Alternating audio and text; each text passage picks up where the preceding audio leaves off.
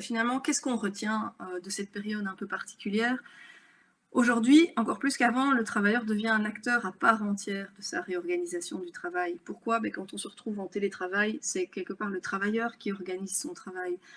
Il va peut-être venir avec des demandes aujourd'hui qu'il n'avait pas avant parce qu'il a découvert d'autres choses. Et donc, comme le travailleur devient un acteur et le restera, heu, il faut vraiment impliquer les travailleurs dans les réorganisations. Ne pas l'imposer, mais les impliquer.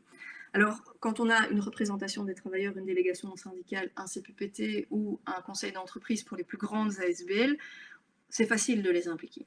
Quand on est plus petites ASBL, c'est plus compliqué, mais rien ne vous empêche de lancer un groupe de travail sur groupe de travail réorganisation.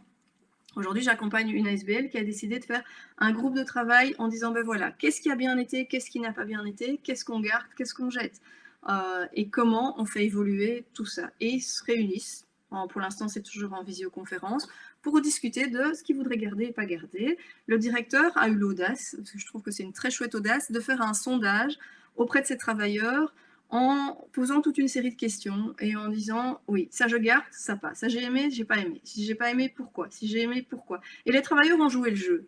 Et de ce sondage, effectué auprès d'une dizaine de travailleurs, le directeur est revenu vers moi et on discute avec les travailleurs de dire voilà, comment on fait pour essayer de trouver, de conserver ce que vous aimiez bien avec les contraintes de l'ASBL pour faire en sorte que ça se passe bien. Donc, impliquer les travailleurs est vraiment très important.